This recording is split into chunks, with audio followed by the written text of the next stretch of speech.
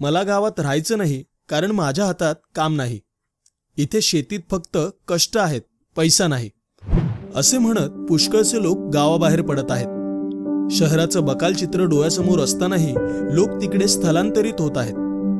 पण एक बाजूचं चित्र हे असलं तरी दुसऱ्या बाजूला काही शेतकरी शेतीमुळे धनधान्य संपन्न होताना दिसत आहेत. आपल्या दापोली तालुक्यात अशा शेतकऱ्यांची संख्या बऱ्यापैकी आहे.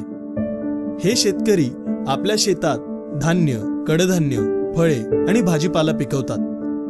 तालुक्याची दैनंदिन गरज ओळखून भाजी पिकवणारे अनेक भाजी सम्राट आपल्या तालुक्यात आहेत.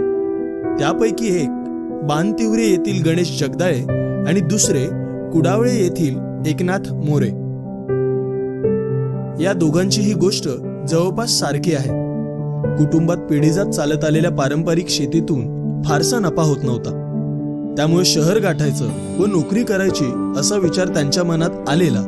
पण नोकरीचे आणि शहरी जीवनाचे हाल माहीत असल्यामुळे शेतीतच कशी सुधारणा करता येईल हे त्यांनी पाहिले.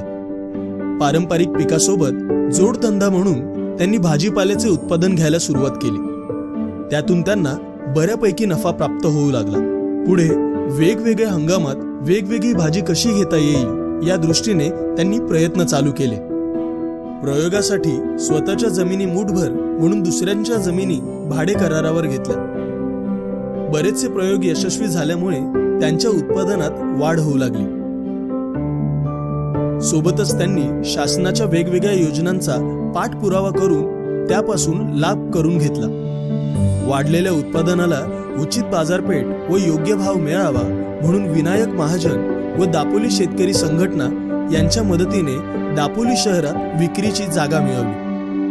जवळच्याच गावातील व सेंद्रिय शेतीतला माल म्हणून त्यांच्या भाजीपाल्याला बाजारपेठेत चांगला भाव व चांगली मागणी आहे. सध्या हे दोघेही आपल्या शेतात काकडी, भेंडी, तोंडली, पडवळ, कारली, वांगी अशी अनेक भाज्यांची पिके मोठ्या प्रमाणावर घेतात आणि त्याच सोबत भात, नाचणी, वरी, तीळ, कुळीद, पावटा ही पारंपरिक पिके सुद्धा घेतात. जगदाळे आणि मोरेंचं संपूर्ण कुटुंब आज पूर्णपणे शेतीला वाहिलेलं आहे. त्यांच्या घरातील प्रत्येक माणूस अहोरात्र शेतात काम करतो.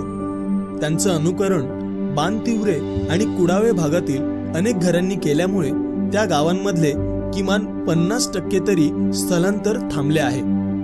आणि ग्रामविकासाच्या दृष्टीने हीच खरी जमेची बाजू आहे.